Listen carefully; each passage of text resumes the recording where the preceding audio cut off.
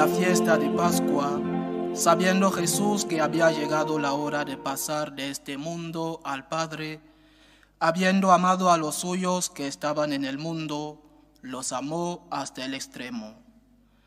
Estaban cenando, y el diablo le había metido en la cabeza a Judas Iscariote, el de Simón, que lo entregara. Y Jesús, sabiendo que el Padre había puesto todo en sus manos, que venía de Dios y a Dios volvía, se levanta de la cena, se quita el manto y tomando una toalla se la ciñe. Luego echa agua en la jofaina y se pone a lavarles los pies a los discípulos, secándoselos con la toalla que se había ceñido.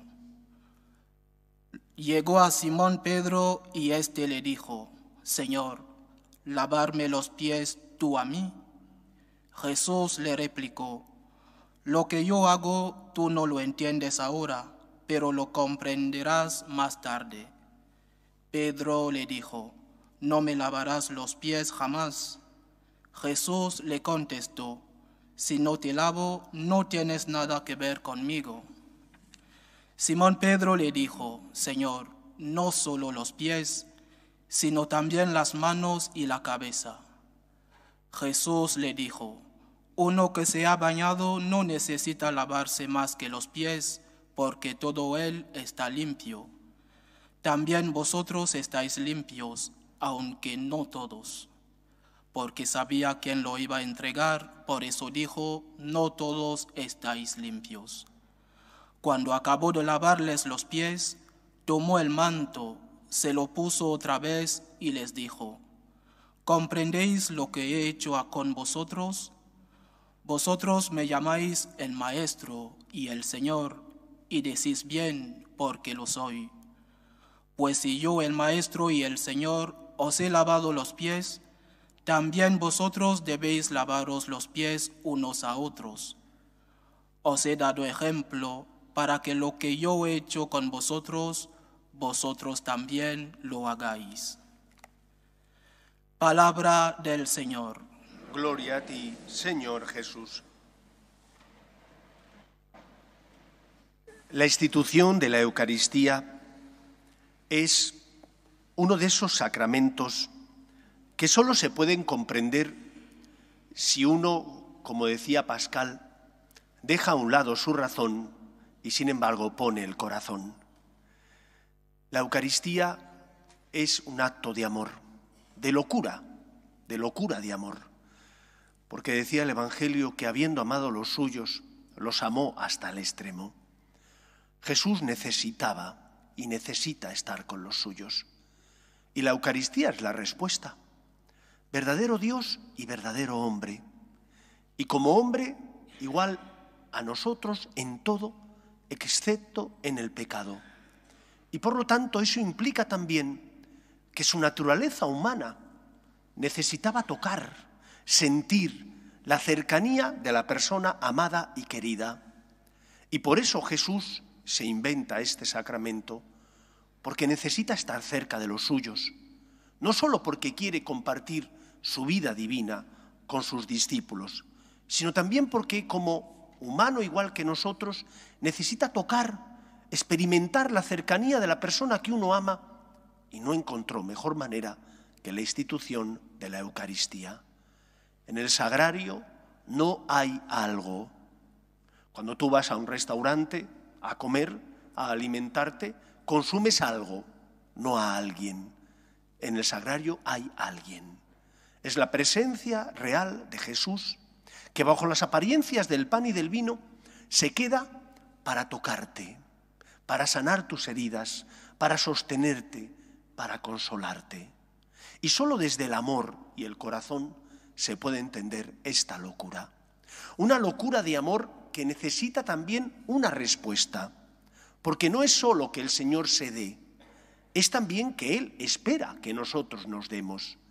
Jesús instituye esta locura de amor, la Eucaristía, en un contexto determinado, que es el contexto de las comidas del pueblo de Israel, donde el pueblo de Israel, como un pueblo semita, no solo gozaba de fama de hospitalidad, de abrir su casa a todos los que estaban necesitados, al huérfano, al transeúnte, sino que también el pueblo de Israel gozaba de fama de compartir. Y cuando uno es invitado, no solo va a llenarse el estómago, también va a compartir su vida, su amor, sus problemas, sus decepciones con las personas que le han invitado a entrar en su casa. Y la casa es expresión de la vida, es expresión de la familia, es expresión de donde la persona lleva a cabo y desarrolla su actividad social. Por eso creo que la primera pregunta que hoy el Señor nos hace a cada uno de nosotros es: cuando te acercas a la Eucaristía, ¿con qué ánimo vienes? ¿Vienes solamente a pedir o a exigir? Porque en muchos casos, en lugar de pedir, exigimos, porque no pedimos con humildad, sino que exigimos que el Señor nos dé aquello que nosotros creemos que es bueno, pero se lo exigimos. Pero no ponemos el corazón, y si no tengo nada que pedir, puedo pasar perfectamente sin venir a verle, porque aunque Él me ama, quizás yo no le amo tanto. La Eucaristía es encuentro entre un yo y un tú, encuentro de amor, donde Él te da su vida, pero también espera que tú le abras tu corazón y le entregues tus miserias, tus anhelos, tus frustraciones, tus miedos, tus temores. El Señor viene a consolarte y se queda en la Eucaristía porque quiere tocarte y quiere de esa manera, compartiendo contigo su amor, quiere hacerte partícipe de la vida divina. En segundo lugar, hoy también la Iglesia nos recuerda que Cristo en esa tarde-noche del Jueves Santo instituyó el ministerio sacerdotal. Todos los bautizados, por el hecho de estar bautizados, participamos de lo que se denomina sacerdocio común de los fieles. Hemos sido injertados en la vida divina. Pero de entre esos que forman parte del sacerdocio común de los fieles, de entre el pueblo de Dios, el Señor escoge a unos cuantos, varones en este caso, para que sean instrumento suyo en el mundo, para que sean sacerdotes que sirven, eso significa ministerio, ordenados para servir, para llevar una misión, para apacentar al pueblo de Dios. Y por eso, ante tanta confusión como hay hoy en día, desgraciadamente, yo creo que es importante recordar las tres principales virtudes que debe vivir todo sacerdote ministerial. Primera virtud: el sacerdote es un instrumento de Dios. No es fin en sí mismo. Es nombrado y ordenado para servir al pueblo y por lo tanto tiene una misión y una tarea que llevar a cabo, que no es la de servirse a sí, sino la de buscar el bien del pueblo de Dios. Ha sido ordenado para actuar in persona Christi, pudiendo consagrar al Señor, pudiendo absolver de los pecados al pueblo, pudiendo bendecir al pueblo de Dios. Y por eso él tiene que saber que su misión más importante y primordial es esta, siguiendo el modelo de Moisés, de igual manera que Moisés fue instrumento de Yahvé para liberar al pueblo de Israel de la esclavitud en Egipto y llevarle a través del desierto al país, la tierra prometida, país que manaba leche y miel. Los sacerdotes tenemos que ser instrumento de Dios que conduzcan al pueblo a la liberación del pecado y por lo tanto que, sirviéndose de los sacramentos, tengan en cuenta que su finalidad y misión es la de liberar al pueblo del pecado. Y Cristo es el que libera al pueblo del pecado. Solo mediante los sacramentos obtenemos esa gracia, la gracia santificante, que nos arranca del poder del mal y que por lo tanto crea en nosotros la vida divina. El sacerdote no está para promover obras sociales, aunque las pueda hacer y quizás las deba hacer. El sacerdote no está tampoco para fomentar el progreso económico, aunque lo tiene que promover en los países donde es necesario. Está ante todo para guiar al pueblo de Dios por medio de Cristo a la liberación del pecado. Y Cristo es aquel que muriendo en la cruz nos libró de las ataduras del mal. Primera virtud, el sacerdote, y así lo tenéis que exigir como pueblo de Dios que sois y los sacerdotes se ordenan para vosotros, tiene que ser instrumento de Dios para liberar del pecado al pueblo. Segunda virtud que tiene que vivir el sacerdote tiene que ser un hombre de oración, pero no digo de oración porque tenga que estar las 24 horas del día viviendo contemplativamente como si fuera un religioso de clausura. No, digo de oración entendiendo aquello que decía Santa Teresa de Jesús, que rezar es tratar de amistad largos ratos con aquella persona que sabemos que nos ama. El sacerdote tiene que tener experiencia de que Dios le escucha, tiene que tener experiencia y trato con Dios. No es un asalariado que durante unas horas ejerce un ministerio. Es un consagrado por el Señor para llevar a cabo una misión. Y su principal misión, la de llevar al pueblo de Dios a la salvación, requiere y es esencial su unión con Dios. Orar, pedir, interceder, escuchar al Señor. Eso es la oración, tratar de amistad con el Señor. Y cuando uno tiene trato de amistad con Dios, eso se nota en su vida. Podrá cometer errores porque todos somos humanos, somos débiles y caemos. Pero tiene que tener experiencia del amor de Dios y de que Dios le escucha. De igual manera que Moisés intercedía ante Yahvé por el pueblo de Israel, sobre todo cuando cometían pecados y por lo tanto se apartaban de la voluntad de Dios, el sacerdote tiene que interceder por el pueblo de Dios, por aquellos que el Señor le ha encomendado para que los cuide, proteja y guíe. Tiene que ser un hombre de oración, un hombre que tenga experiencia de que Dios le escucha.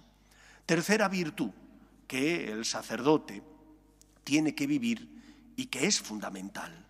El sacerdote es o debe ser profeta. Los profetas eran aquellos que hablaban en el lugar de Dios, aquellos enviados por Dios al pueblo de Israel para que el pueblo supiera cuál era la voluntad de Yahvé, cómo tenían que vivir. Normalmente los profetas podían ser buenos o malos. Los buenos profetas eran los que se jugaban el pellejo. Y se jugaban el pellejo porque señalaban el pecado del pueblo, indicaban al pueblo cómo tenía que vivir, el mal que había hecho y por lo tanto el camino que tenían que seguir. Los falsos profetas lo que hacían era halagar al pueblo, bien al rey o bien a los jueces o al resto del pueblo de Israel. Y en lugar de decir lo que el Señor les transmitía, decían lo que ellos consideraban oportuno para que no les persiguieran.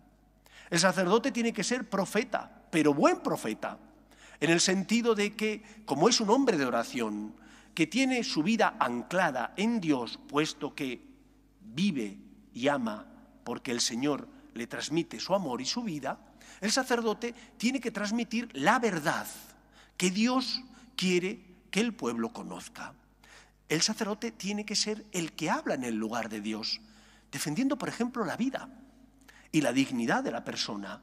En un mundo relativista como el nuestro, donde todo está permitido, donde se aprueban leyes a favor de la eutanasia, del aborto, donde se aprueban leyes que dicen que hay un montón de tipos de familia que va en contra del designio amoroso de Dios que nos creó hombre y mujer y que estableció en el corazón del ser humano el deseo de que el varón se uniera a la mujer. En este contexto de secularización, de relativismo, de confusión, el sacerdote tiene que ser claro. Tiene que ser claro transmitiendo, por una parte, la verdad natural, aquella que se desprende de la ley que Dios ha puesto en el corazón de toda persona, una ley de mínimos que se condensa y resume en los 10 mandamientos.